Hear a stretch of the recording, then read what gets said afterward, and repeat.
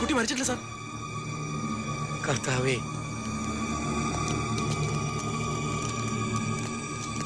ശരിയാണ് sir. Take her to the hospital immediately. Okay. Come on. Alexander. Sir. Send all these bodies for postmortem at an earliest. Sir. എന്തെങ്കിലും ആവശ്യമുണ്ടെങ്കിൽ വിളിച്ചാൽ മതി. ഞാൻ ഓഫീസിലുണ്ടാവും. Yes, sir. Okay. Sir.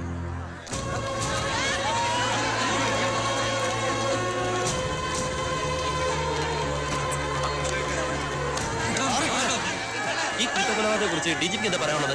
ഇപ്പൊ നിങ്ങൾക്ക് അറിയാവുന്നത് എനിക്കും അറിയാം. അന്വേഷണത്തിൽ ഫർദർ ഡെവലപ്മെന്റ്സ് ഉണ്ടാവുമ്പോൾ അപ്പോൾ അറിയും. പോലീസ് നായ മണം പിടിച്ച് സെക്രട്ടേറിയറ്റ് പിന്നിലുള്ള കോളനിയിലേക്ക് ഓടിയെന്ന് കേട്ടു. അതെ, അന്വേഷണം തുടരുകയാണ്. ഓക്കെ.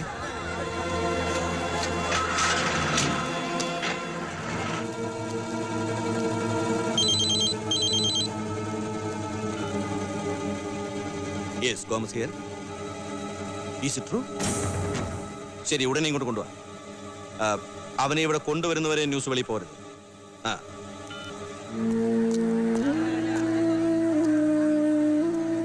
സംശയിച്ച പോലെ തന്നെ കോളനിയിൽ നിന്ന് പ്രതിയെ പൊക്കിയിട്ടുണ്ട്. എങ്കിൽ ഇതിന്റെ പിന്നിൽ മറ്റവനും ഉണ്ടാവും, ആ രാമനാഥൻ. ഇന്നലെ അവൻ ആന്റണിയുടെ മുഖത്ത് നോക്കി വെല്ലുവിളിച്ചതാ, വെട്ടി നുറുക്കിക്കളയുമെന്ന്.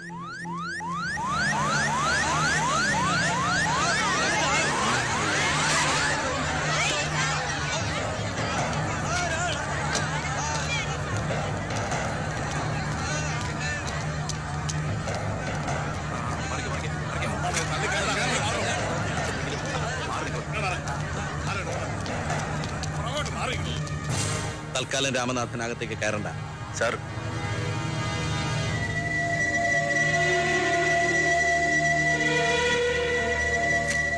മതിയായില്ലേ നിനക്ക്? എന്റെ കുടുംബത്തെ മുഴുവൻ വെട്ടി നോക്കിയിട്ട് അവരെ ശവം തിന്നാൻ വന്നിരിക്കല്ലേ? എനിക്കൊന്നും മനസ്സിലാവുന്നില്ല സാർ. കാര്യം കുഴപ്പക്കാരനാണെന്ന് അറിയായിരുന്നു, പക്ഷെ ഇത്രയ്ക്ക് നീചനാന്ന് ഇപ്പഴാ മനസ്സിലായി. സാർ ഒന്ന് തെളിച്ചു പറയണം സാർ. തന്റെ ഒത്താശയിലാണ് കോളനി തെണ്ടികൾക്ക് എന്റെ അനുജനെയും കുടുംബത്തെ കൊല്ലാൻ കഴിയുമോ? പ്രതിയെ അറസ്റ്റ് ചെയ്തിട്ടുണ്ട്.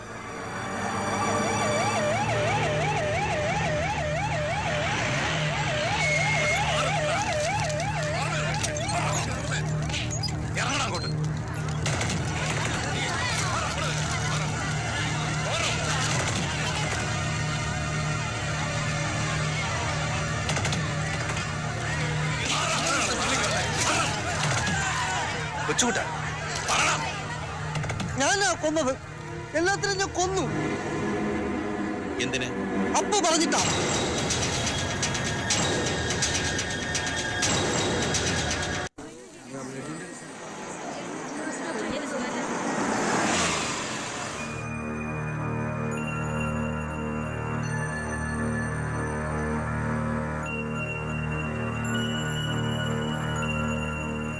ഇതേവരെ കണ്ണു തുറന്നിട്ടില്ല.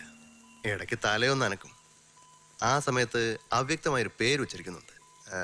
അപ്പൂന്ന് മറ്റാണെന്ന് തോന്നുന്നു. Have you had that name? Yes. Who is that? അപ്പോ ഡെയ്സി സ്നേഹിച്ചിരുന്ന പയ്യനാ. അവൻ ഈ മേർഡറിൽ പങ്കുണ്ടെന്നാണ് പോലീസ് ഭാഷ്യം. But I don't believe that. എന്തായാലും അപ്പൂനെ ഒന്ന് വരുത്തിയാൽ അയാളുടെ സാന്നിധ്യത്തിൽ ട്രീറ്റ്മെന്റ് എന്തെങ്കിലും ഇമ്പ്രൂവ്മെന്റ് ഉണ്ടാക്കാൻ കഴിയുമെന്ന് എനിക്ക് തോന്നുന്നത്. അതിന് കഴിയുമെന്ന് തോന്നുന്നില്ല. അപ്പോ ഒളിവില.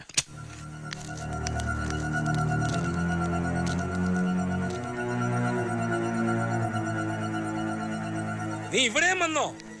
ഞങ്ങളുടെ കുഞ്ഞിന്റെ തൊണ്ടക്കുഴിയിൽ കുറച്ച് ജീവൻ ബാക്കിയുണ്ട്, അതുകൂടെ വേണമായിരിക്കും നിനക്ക്. എന്നാ പിന്നെ തെളിവ് മൊത്തം കൂടെ നശിപ്പിക്കാമല്ലോ. പറഞ്ഞു വിടറ തമ്മാടിയാ, ഇല്ലെങ്കിൽ തന്റെ ആശുപത്രി പൂട്ടിക്കും ഞാൻ. അരിയും തന്ന ആശാരിച്ചും കടിച്ചിട്ട് പിന്നെയും പാട്ടിക്കും മുറിർപ്പാ. ഇവൻ പോലീസ് കമ്മീഷണർ അല്ല, പേപ്പട്ടിയാ.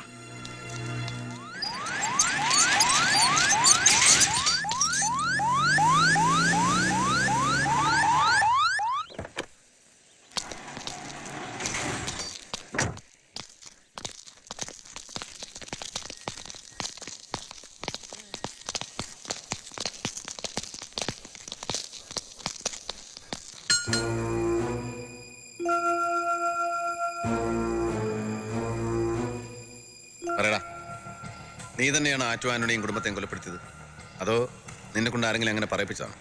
അല്ല. അപ്പു പറഞ്ഞിട്ടാണ് നീ ആ കൂട്ടക്കൊല നടത്തിയത് അല്ലേ?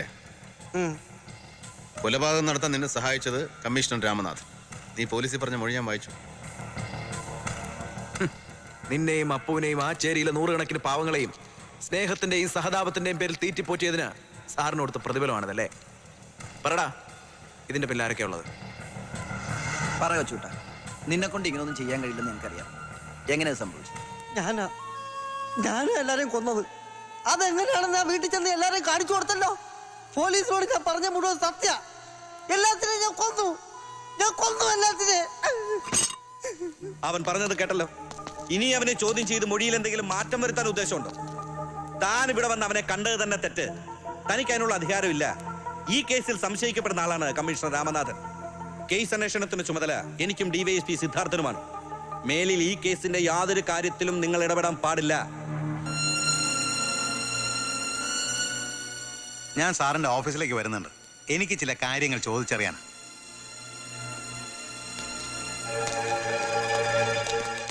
വാർത്തകൾ വിശദമായി. പ്രമാദമായ ആറ്റുവ കൂട്ടക്കൊലയിൽ അത്ഭുതകരമായി രക്ഷപ്പെട്ട ഡെയ്സിയുടെ നില ഗുരുതരമായി തുടരുകയാണ്. ഈ കേസിൽ ഒട്ടേറെ ദുരൂഹതകൾ ഒളിഞ്ഞിരിപ്പുണ്ടെന്ന് പ്രഗത്ഭ നിയമവിദഗ്ധർ തലസ്ഥാനത്ത് അഭിപ്രായപ്പെട്ടു. തീർച്ചയായും ഇത് പോലീസിന്റെ കള്ളക്കളിയാണ്. മർഡറിനെ സംബന്ധിച്ചുള്ള പോലീസ് ഭാഷ്യത്തിൽ വസ്തുതാപരമായി ഒട്ടേറെ പെശകുകളുണ്ട്. ഈർക്കിരി പോലിരിക്കുന്ന ഒരാൾ 6 പേരെ കൊല ചെയ്തു എന്ന് പറയുന്നത് കൊച്ചുകുട്ടികൾക്ക് പോലും വിശ്വസിക്കാൻ കഴിയില്ല. പൗരസമിതിയുടെ നേതൃത്വത്തിൽ ശ്രീ TP നാരായണൻ കൺവീനറായി ആക്ഷൻ കൗൺസിൽ രൂപീകരിച്ച് പ്രക്ഷോഭം ആരംഭിച്ചിട്ടുണ്ട്. ഈ കൊല ആസൂത്രിതമാണ് എന്ന് മാത്രമല്ല പല ഉന്നതന്മാർക്കും പങ്കുമുണ്ട്. ബോധമില്ലാതെ കിടക്കുന്ന ആന്റണിയുടെ മകൾ ഡെയ്സിയെ കൊല്ലാനും ഗൂഢാലോചന നടക്കുന്നുണ്ട്. അതോടെ തെളിവുകളെല്ലാം നശിക്കുമല്ലോ. എന്തായാലും ഇതിനെതിരെ ശക്തമായി മുന്നോട്ട് പോകാൻ തന്നെയാണ് ആക്ഷൻ കൗൺസിലിന്റെ തീരുമാനം.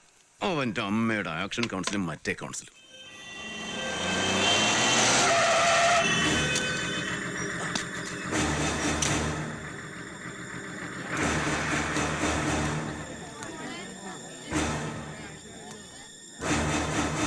എക്സ്ക്യൂസ് മീ, ആറ്റുവ കൊലക്കേസിൽ രക്ഷപ്പെട്ടൊരു കുട്ടിയില്ലേ, അത് ഏത് വാർഡിലാണ് കിടക്കുന്നത്? E6. ആ,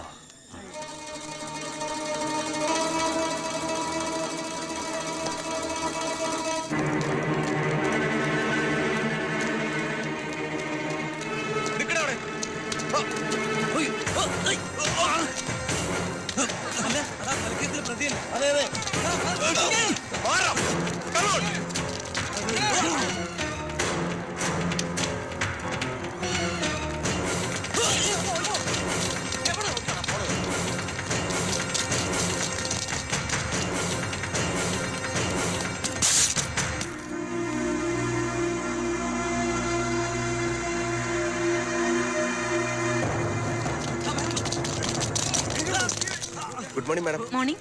മാഡം എവിടെ? ഞാൻ ഷോപ്പിങ്ങിന് വന്നതാ. വരട്ടെ.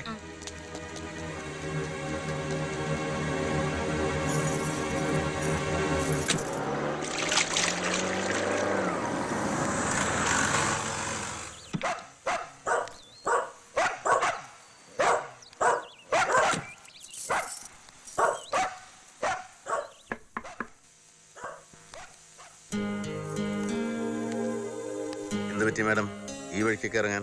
വെറുതെ ഒന്ന് കാണാന്ന് കരുതി. സന്തോഷം, ഇരിക്കെ. എന്താ പരുക്കനും രാക്ഷസനുമായ പോലീസ് ഉദ്യോഗസ്ഥനോടുള്ള ആവേശമൊക്കെ കെട്ടടങ്ങിയോ? അതോ കൊലപാതക കേസിൽ പ്രതിയായി സംശയിക്കുന്ന ഒരാളോട് അത്രയ്ക്ക് അടുപ്പം വേണ്ട എന്ന് വിചാരിച്ചോ? അടുപ്പം കൂടുതൽ വേണ്ടാന്ന് വെച്ച സത്യമാ. പക്ഷെ അത് സ്നേഹം കൊണ്ട് തന്നെയാ. ഞാൻ ഇഷ്ടപ്പെടുന്ന ഒരാൾ എന്നെ കൊണ്ട് ഒരിക്കലും ബുദ്ധിമുട്ടരുത്. മനസ്സിലായില്ല.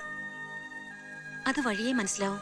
താനൊന്ന് തെളിച്ചു പറ. ഒന്നാമതിവിടെ മനുഷ്യൻ തീ നിൽക്കാണ്. തൽക്കാലം അതിനൊരു ആശ്വാസമായിട്ടാ ഞാൻ വന്നത്. എന്റെ കൂടെ അപ്പുണ്ട്. എവിടെ എവിടെ കിട്ടിയവനെ? അതൊക്കെ പറയാം. ആൾ എന്റെ കാറിലുണ്ട്. പത്രോസേ, ആ ഡ്യൂട്ടി നിൽക്കുന്ന കോൺസ്റ്റബിൾ കാണാതെ അപ്പുവിനെ കാറിൽ നിന്ന് ഇറക്കണം. അവൻ കണ്ടാലും കുഴപ്പമില്ല, നീ പോയി വിളിച്ചോണ്ടോ. ദേ, അപ്പുവിനെ വഴക്കൊന്നും പറയരുത്. അവൻ ഒരു തെറ്റും ചെയ്തിട്ടില്ല. പേടിയോണ്ട് അവൻ ഒളിവിൽ പോയത്. ഭാഗ്യത്തിന് പോലീസിന്റെ പിടിപ്പെടാതെ എന്റെ കൈ കിട്ടി. അപ്പൊ ഞാൻ ഇറങ്ങട്ടെ. എന്താ ഇത്ര ധൃതി? ധൃതിയുണ്ട്. 1-2 സ്ഥലത്ത് പോണം. പിന്നെ എനിക്കൊരു കാര്യം പറയാനുണ്ടായിരുന്നു. എന്താ? അല്ലെങ്കിൽ വേണ്ട, ഞാൻ മാലതിയോട് പറഞ്ഞോളാം. മാലതിയോടോ? അതെ, ഞാൻ പോട്ടെ. Wish you all the best.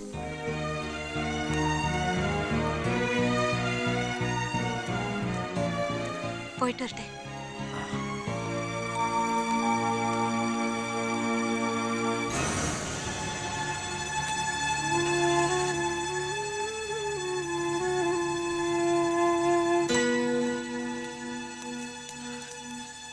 സത്യമായിട്ട് എന്നെ വിശ്വസിക്കണം. ഞാൻ ആരെയും കൊന്നിട്ടില്ല. ഞാൻ കാരണം സാർ ഒത്തിരി ബുദ്ധിമുട്ടിയെന്ന് എനിക്കറിയാം. ക്ഷമിക്കണം. അറിഞ്ഞുകൊണ്ട് ഒരു തെറ്റും ഞാൻ ചെയ്തിട്ടില്ല. എന്റെ ഡേസിയെ സ്നേഹിച്ചു എന്നല്ലാതെ.